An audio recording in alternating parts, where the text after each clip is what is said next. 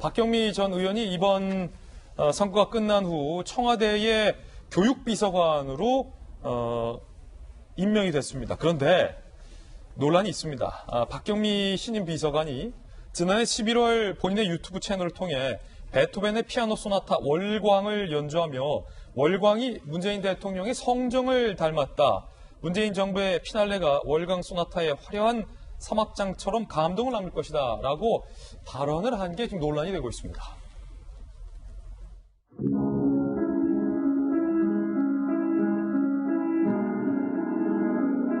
저는 이런 월광 소나타, 문라이트, 달빛 소나타가 문재인 대통령의 성정을 닮았다고 생각합니다. 조만간 문재인 정부가 월광 소나타의 사막장에 도달해서 검찰개혁을 완수하고 그동안 조용히 추진하던 정책들이 눈부신 성과를 거둘 수 있기를 기원합니다.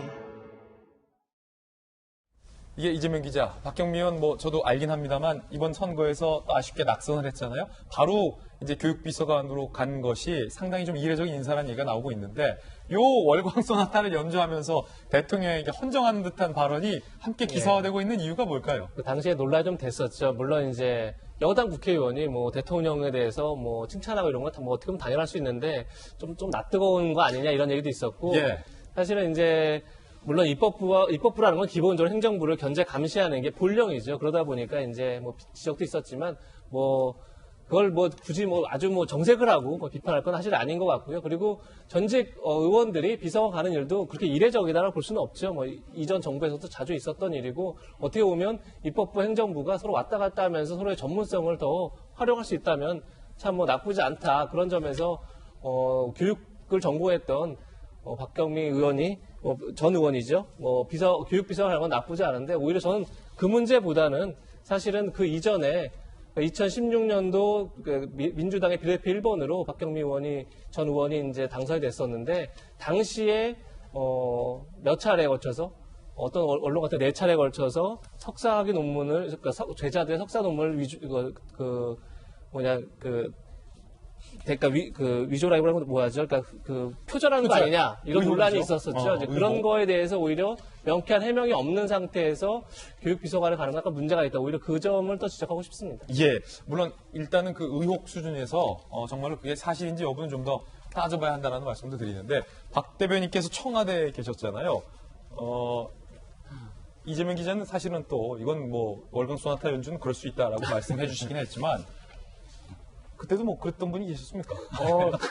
이명박 전 대통령을 향해서 일단은 지금 국회의원이 예우를 받는 게 장관급 예우를 받아요. 그러니까 청와대 비서관은 1급지거든요. 1급지이기 때문에 많이 떨어지는데 저희 때도 국회의원을 하시다가 비서관으로 오신 분이 제 기억만 해도 한 서너 분 돼요. 지금 문재인 정권에서도 그런 분들이 굉장히 많고 아무래도 청와대가 대통령 지지도도 굉장히 높은 수치로 유지가 되고 국정에 영향을 많이 미치니까 이렇게 의원을 하시다가도 실무 정책에 영향을 줄 수 있는 비서관 자리로 가는 거에 대해서는 있을 수 있다라고 생각을 하고 대통령이 필요한 사람을 뽑아서 임명하시는 건에 대해서 저는 왈가왈부하고 싶지는 않습니다. 이게 장관 같은 경우는 청문회를 거쳐야 되는 거고 다른 부분들은 국민들의 선출을 받아야 공직에 가는 건데 문제는 뭐냐면 박경미 의원이 국회의원직을 딱 그만두고 바로 넘어가는 다음 날 바로 임명이 돼서 청와대로 출근을 하게 되는 이런 상황에 대해서 왜 박경미 비서관이 꼭 저런 식으로 해서 출근을 했어야 됐느냐 아니면 좀 텀도 있을 수 있는데 바로 의원직을 그만두는 의원 임기가 끝나자마자 바로 청와대 비서관으로 옮겨갔어야 하느냐 박경미 비서관 외에는 그 일을 할 수 있는 사람이 과연 없었느냐 그렇다면 작년에 월광 소나타를 연주를 하면서 띄웠던 유튜브 영상 때문에 대통령이나 혹은 대통령 주변에 있는 사람들이 박경미 비서관을 굉장히 많이 챙겼더느냐라는 오해를 살 수 있는 그림을 왜 청와대가 또 그렸나라는 데 좀 아쉬운 부분이 있고요. 이재명 기자 말씀 주신 것처럼 좀 전에도 얘기했지만 석사 제자들에 대한 논문 표적 의혹도 아직도 해소가 되지 않은 상황에서 꼭 교육비서관으로 꼭 그분만 찍어서 이렇게 하루도 못 쉬게 하고 쉬지도 못하게 하고 발탁을 했어야 되느냐에 대해서는 저는 청와대가 이렇게 좁은 인재풀이라고 비난받을 수 있는 부분은 좀 걷어냈으면 좋겠다라는 생각을 좀 갖고 있습니다. 네. 네. 그러니까 서부대. 이제 그런 지적하시는 건 일리 있다고 봐요. 근데 이제 청와대에서는 설명했죠. 이제 그 교육 분야가 사실 코로나19 때문에 굉장히 그 혼란스럽잖아요. 그래서 현장 전문가다 보니까 좀 이런 그 어떤 비판에 대해서 충분히 인식하고 대신에 성과를 내기 위해서 불가피하게 임명했다 그런 거고, 저는 아쉬운 게 월광 소나타 저도 어제 한번 4분 정도 봤었는데 4분 딱 4분 봤습니다. 영상 4분 영상이에요 보니까. 근데 이게 지금 연주는 상당히 잘해요. 그죠. 오해하시는 분은 낙선하고 월광 소나타를 이렇게 쳐서 어떻게 보면 청와대에서 간장 이런 식으로 오해할 수가 있는 것인데, 작년이죠. 11월입니다. 11월로 전이었다. 돌아가 보면 그 당시에 아시잖아요. 우리가 조국 전 장관 국면에서 문재인 대통령 지지율이 47% 정도밖에 안 나고 부정평가 높았어요.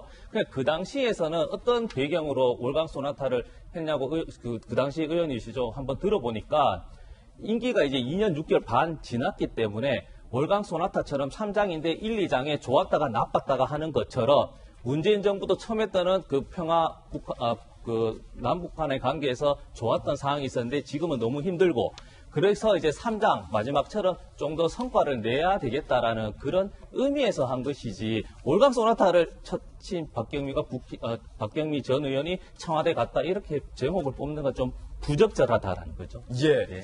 월광이 이제 영어로 하면 문라이트잖아요. 문라이트, 달빛. 그렇죠? 네.